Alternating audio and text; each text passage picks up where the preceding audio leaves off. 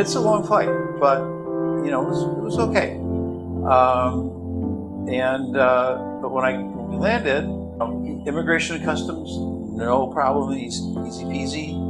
Picked up my bag eventually and walked out, and there is Jane with her camera taking pictures, and you know, people think, well, who is this Jane Watson? And I said, well, the girl in the pictures is Jane Watson. She's the real, that's her.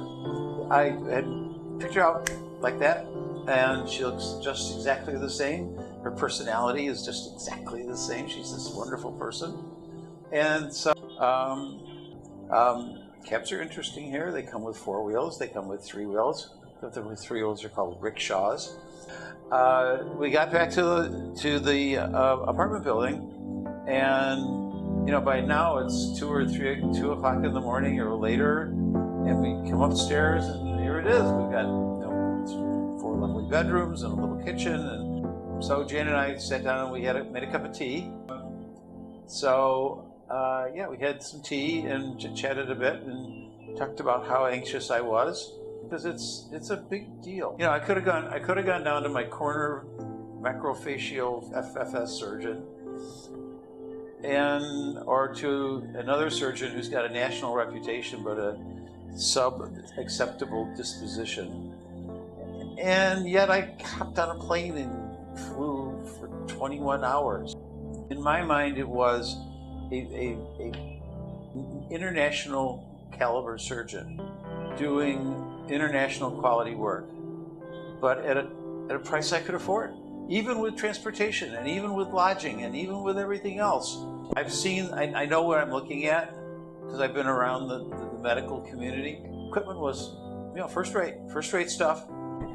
The internist that I saw afterwards for you know, put all the little pieces together, you know, did an excellent job for $50. I can't even park my car for $50. Some of the things that are unique to my particular medical situation. But again, you know, Dr. Talon was we talked to Dr. Talon's wife, who's the anesthesiologist, and she pointed out some things that she thought were important, and then she and Dr. Talon consulted.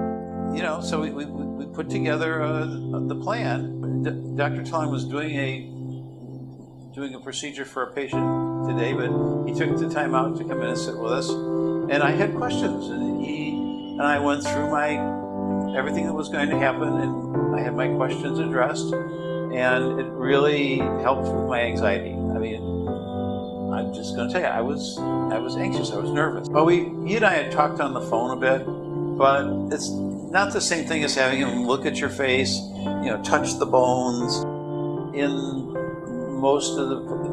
I know most of the surgeons I've met, and I've talked to them, they're very personable people for the most part, but their practice is a grinded out kind of thing.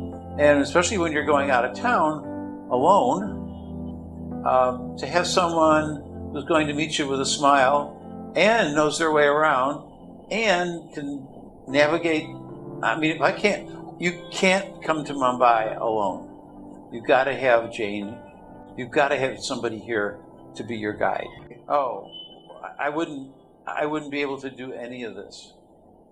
I mean, it's not a big, deep, dark secret, but this is my 70th birthday. I'm retired. It's so, you know, shelling out $35,000 or $40,000 in the U.S. or going to Spain and shelling out 30 and still not having the things that you need done. Well, I mean, if you know, some surgeons will do it, the whole package. They'll do the bone work, they'll do the soft tissue, they'll do, you know, everything. Just did the soft tissue work. I would look 10 years younger, or 15 years younger, or 17.5 years younger. And the little bits of bone work here and there, and changing my hairline a little bit.